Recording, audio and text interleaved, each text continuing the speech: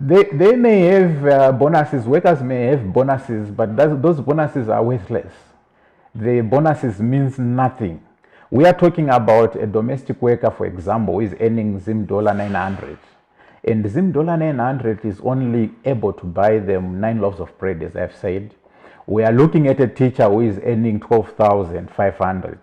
And that 12,500 is not able, it's not sufficient for the teacher to pay school rentals, for the teacher to buy bread. That 12,000 is just a figure that is far below the poverty datum line, which is around 17,900.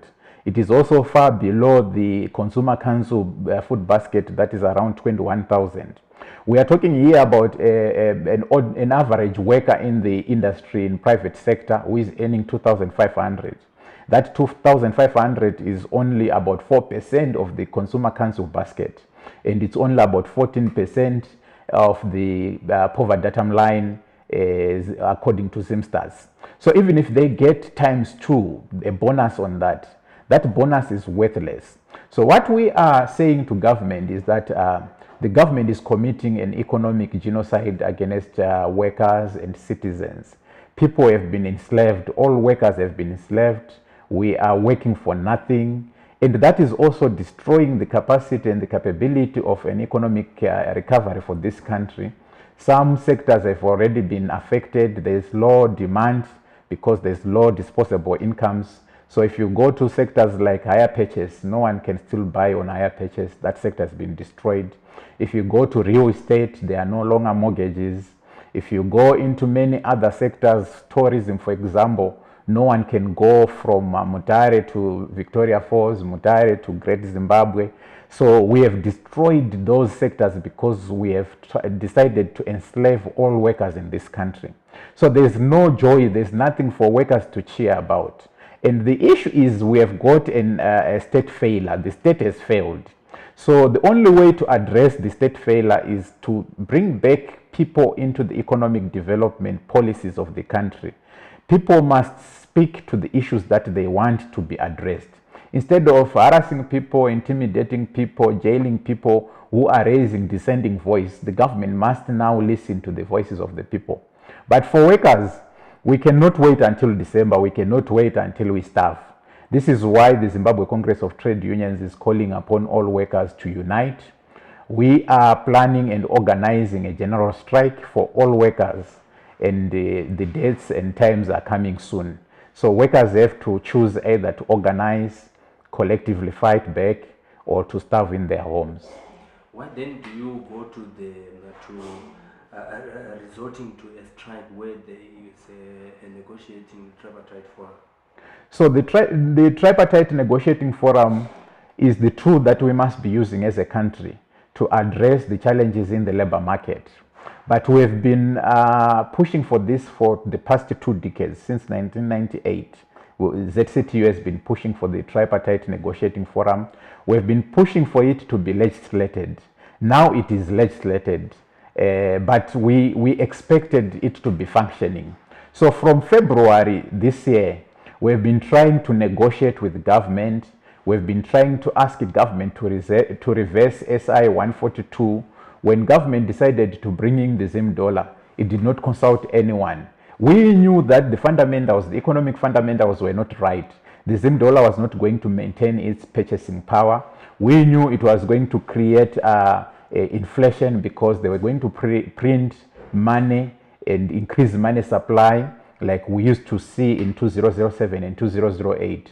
So we were aware. This is why on 11 October 2018, we got into the streets demanding that they should not bring in bond notes and bond coins, and also the challenging austerity in terms of 2% tax.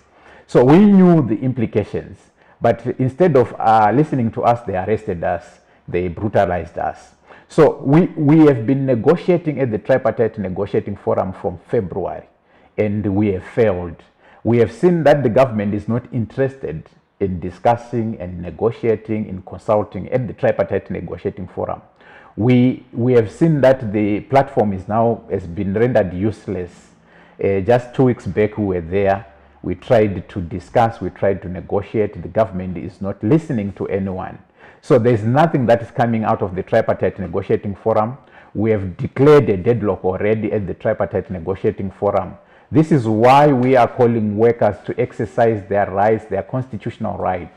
It's our constitutional right to picket. It's our constitutional right to petition. It is our constitutional right to peacefully demonstrate. And also the Labour Act allows us to do so. So this is why we are calling workers to now collectively speak up. Teachers are on strike, on incapacitation. They are not at work. Many other workers are also incapacitated. We are saying we can no longer fight in our own sectors. We need all workers to come together. But even as workers, we cannot address the issues of state failure alone. We need the unemployed. We need those in the informal economy. They are also working hard but getting nothing.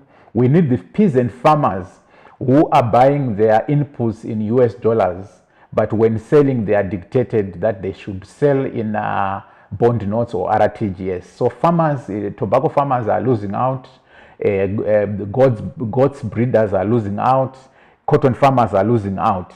We all need to come together. So we need to come together and say we need an end to this man-made poverty. The poverty in this country is man-made because it is a result of corruption.